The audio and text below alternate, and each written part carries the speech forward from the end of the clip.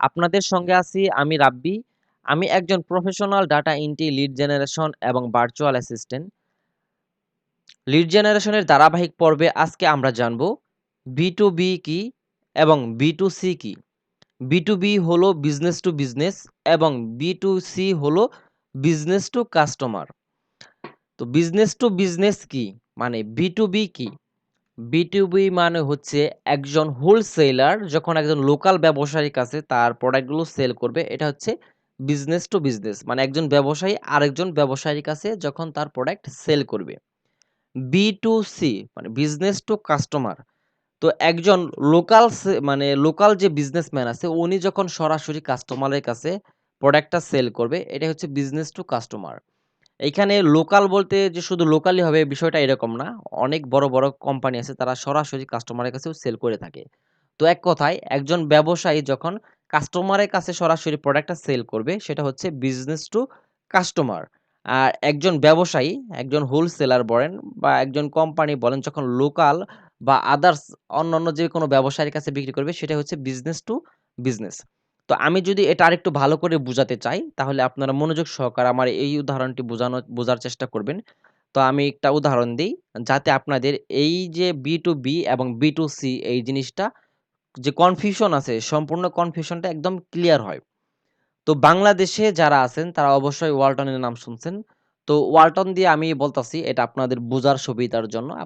তো এরকম যেকোনো কোম্পানি হতে পারে বা যেকোনো পারসন হতে পারে বা যে কেউ হতে পারে আপনাদের এরকম B2B বা B2C লিড বের করতে মানে বলতে পারে। তো আমি ওয়ালটনের উদাহরণ নিলাম বুঝতে যাতে সুবিধা হয়।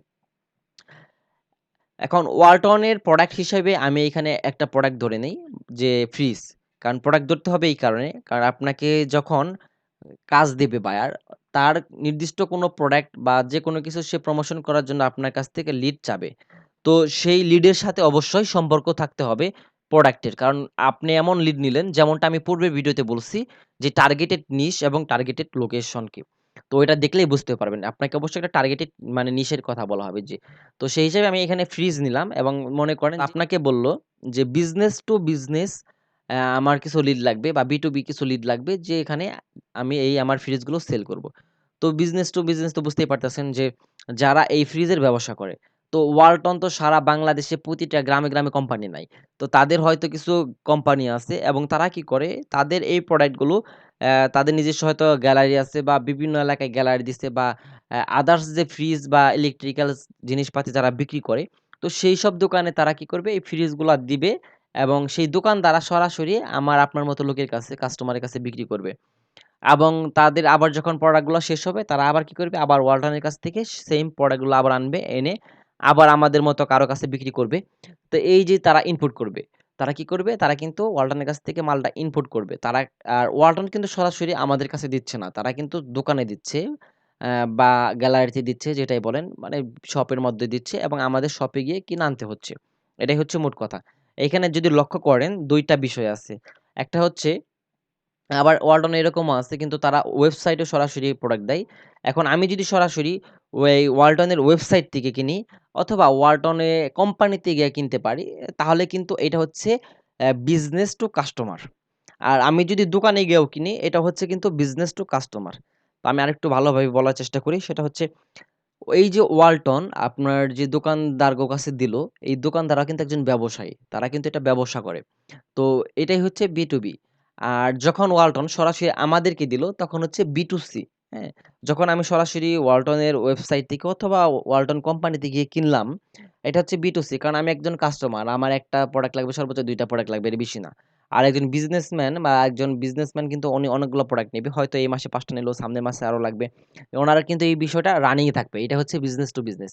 এবং এই যে দোকানদার, যে দোকান আমার কাছে সেল করলো, এই দোকানদারও কিন্তু এখানে একজন বিজনেসম্যান এবং আমি হচ্ছি কাস্টমার। B2C আশা করি বুঝছেন। এইখানে আপনাদের এরকম অফার আসবে, যখন অফারগুলো আসবে বা আপনাদের বলবে কাজ করতে, যে এরকম বলবে আপনার বায়ার যে, "আমার বাংলাদেশে এরকম কিছু দোকানদার" তো বলবে না, বলবে, "আমার বাংলাদেশে এরকম কিছু বিজনেস টু বিজনেস এর লিড লাগবে যারা ফ্রিজ বিক্রি করে।" যারা ফ্রিজ বিক্রি করে। তো এটা হচ্ছে B2B। তো তখন আপনাকে কি করতে হবে? এখানে কিন্তু টার্গেটেড নিশ আছে। টার্গেটেড নিশ কি? এই যে ফ্রিজটা হচ্ছে আপনার টার্গেটেড নিশ। আর লোকেশনটা কিন্তু বাংলাদেশে বলে দিচ্ছি। উনি বাংলাদেশে বলতে পারে, লন্ডন বলতে পারে, ওনার মন মতো পৃথিবীর সিঙ্গাপুর, ইউএস যেকোনো দেশ বলতে পারে। অথবা শুধু দেশ না বলে সিটিও বলতে পারে। উনি বলতে পারে যে ঢাকার মধ্যে এরকম সিটি আপনাকে উল্লেখ করে দিতে পারে যে ঢাকার মধ্যে যে কয়জন ফ্রিজ বিক্রেতা আছে বা বিজনেস টু বিজনেস আছে, তাদের লিড আমার প্রয়োজন। তখন আপনাকে কি করতে হবে? তাদের লিডগুলো কিন্তু কালেক্ট করতে হবে। এই লিডগুলা কিভাবে কালেক্ট করতে হবে আমি এটা প্র্যাকটিক্যাল আপনাদের দেখাবো। আপনারা ধৈর্য সহকারে আমার ভিডিওগুলো দেখেন তাহলেই বুঝতে পারবেন। এবং আপনাকে যখন একজন কাস্টমার একজন দোকানদার অথবা এইরকম একজন বায়ার আপনাকে সরাসরি বলবে যে ফ্রিজ কিনবে কে এখন? হ্যাঁ? যারা ফ্রিজ কেনার জন্য চিন্তা ভাবনা করতেছে, এইরকম যে মানুষগুলা আছে, মানে B2C তাদের লিড আমাকে বের করে দাও। তো এটা কিভাবে করতে হয়? এটা খুবই একটা জটিল কাজ এবং খুবই সহজ হিসাবে করা যায়। মানে সিস্টেমটা খুবই সহজ জানা থাকলে। কিন্তু এটা একটু মানে জটিল কাজ। আপনি B2B যেভাবে বের করতে পারবেন, ঐরকম ভাবে এটা বের করতে পারবেন না। এটা সম্পূর্ণই প্রক্রিয়াটা হচ্ছে আলাদা। হ্যাঁ? B2C তো ওইটার কাজ আমরা খুব কম করি বা কম পাই। আমরা অধিকাংশ সময় B2B কাজ করি। তো আমি আপনাদের ২ টাই দেখাবো যে B2B কিভাবে করতে হয় এবং B2C কিভাবে করতে হয়। তো B2B এবং B2C আসলেও ২ টা জিনিসের পার্থক্যটা বুঝছেন। আশা করি এরপরে আপনাদের আর বুঝতে কোনো অসুবিধা নাই। মোট কথা সরাসরি যখন একজন কাস্টমারের কাছে বিক্রি করবে কোনো ক্লায়েন্ট বলতে এখানে যেকোনো ব্যবসায়ী সরাসরি যখন একজন কাস্টমারের কাছে বিক্রি করবে এটাই হচ্ছে B2C আর যখন একজন বিজনেসম্যান আরেকজন বিজনেসম্যানের কাছে বিক্রি করবে, তো মানে একটা ক্লায়েন্ট আরেকজন বিজনেসম্যানের কাছে বিক্রি করবে এটা হচ্ছে B2B। তো এই হচ্ছে পার্থক্য। আর কোনো পার্থক্য নাই। আমি চেষ্টা করলাম ভালো করে বোঝানোর জন্য। জানি না কতটুকু বোঝাতে পারছি।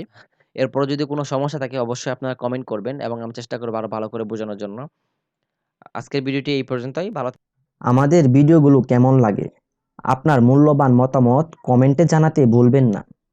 আমাদের ভিডিওগুলো ভালো লাগলে আমাদের ফেসবুক পেজ বড় ভাই রাব্বি ফলো করতে পারেন এবং আমাদের ইউটিউব চ্যানেল বড় ভাই রাব্বি সাবস্ক্রাইব করতে পারেন। নামে নয়, কাজেই পরিচয়।